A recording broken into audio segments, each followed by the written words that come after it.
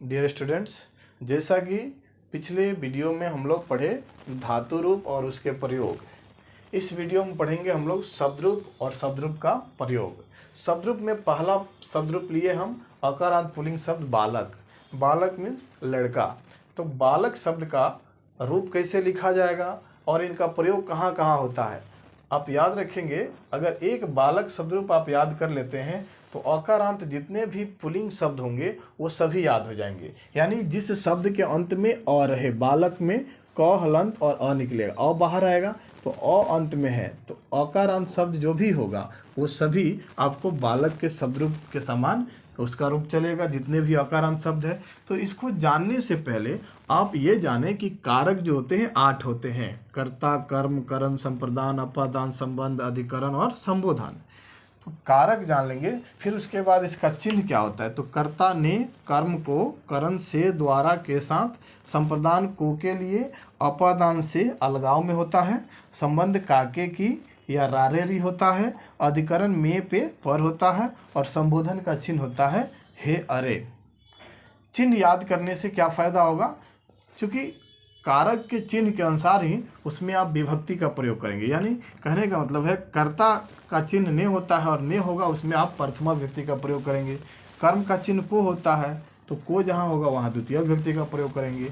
एक एक करके इन सबका हम परिभाषा पढ़ेंगे। उसके पहले आप ये जान लें, संक्षिप्त रूप से जान लें कि कर्ता का ने चिन्ह का प्रयोग जहाँ होगा वहाँ प्रथमा, यानी जहाँ कर्ता होगा वहाँ प्रथमा लगाएंगे, कर्म होगा तो द्वितीय लगाएंगे, करण होगा तो तृतीय का प्रयोग करेंगे, संप्रदान कारक में शब्द होगा तो उसमें चतुर्थी विभक्ति का प्रयोग करेंगे। तो ये चिन्ह से ही अभी स्पष्ट होगा कि अगर को लगा है तो वो कर्म होगा और नहीं तो संप्रदान होगा। तो ये परिभाषा से स्पष्ट होगा। तो उसके पहले आप ये जरूर याद कर लें, कारक 8 होते हैं और कारक के चिन्ह के अनुसार इस विभक्ति का प्रयोग होता है शब्द रूप में। जैसे कि प्रथमा व्यक्ति है, प्रथमा व्यक्ति में बालक का शब्द रूप कैसे चलता है, तो बालकः, बालकौ, बालकाः, बालकः, बालकौ, बालकाः। द्वितीय में होता है बालकम, बालकम, बालकौ, बालकान, बालकम, बालकौ, बालकान।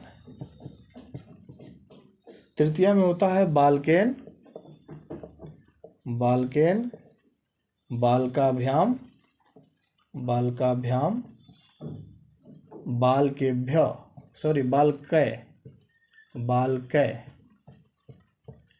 चतुर्थी में होता है बालकाय,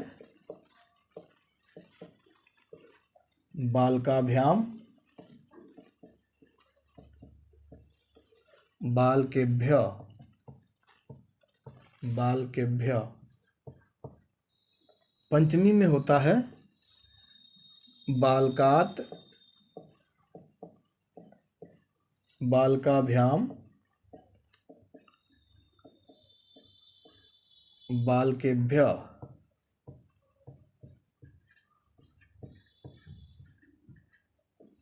षष्ठी में होता है बालकस्य, बालकयो, बालकानाम।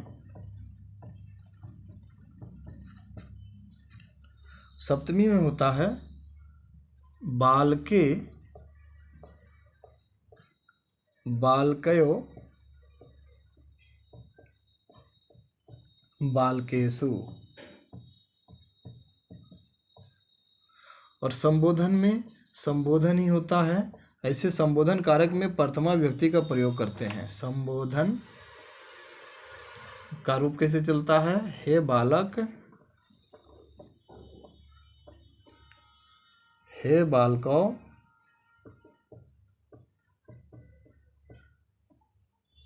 हे बालका।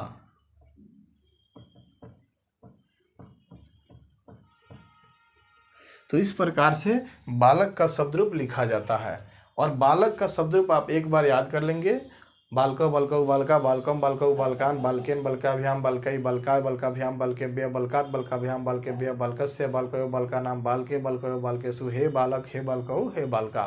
तो एक शब्द रूप अगर आप याद कर लेते हैं तो इससे जितने भी अकारांत शब्द होगा, जैसे देव हो गया, देव का शब्द रूप देव देवौ देवा देवम देवो देवान देवेन देवाभ्याम देवै देवाय देवाभ्याम देवभ्य। उसी प्रकार से आप देव का हो जाएगा, गज का हो जाएगा, अश्व का हो जाएगा।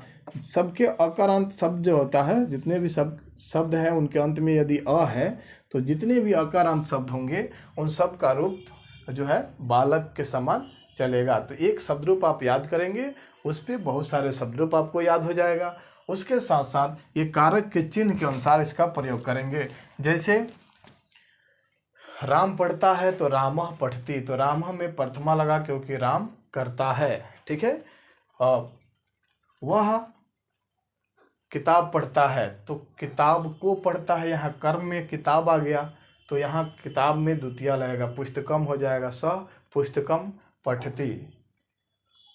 राजा रथ से जाते हैं तो से हो गया, तो यह करण कारक हो जा रहा है। तो करण कारक में आप तृतीया विभक्ति का प्रयोग करेंगे तो राजा रथेन, बालक का बालकेन हो जाएगा, तो रथ का रथेन गच्छति, राजा रथ से जाता है। तो एक कारक के चिन्ह के अनुसार इन शब्द रूप का प्रयोग करेंगे। फिर इसके बाद हम कुछ सूत्र है, संस्कृत सूत्र, उसको पढ़ेंगे, तब जाकर आप अनुवाद भली भांति बना पाएंगे। तो इसलिए आप एक शब्द रूप याद करें बालक का, और उस पर कई शब्द रूप आपको याद हो जाएंगे।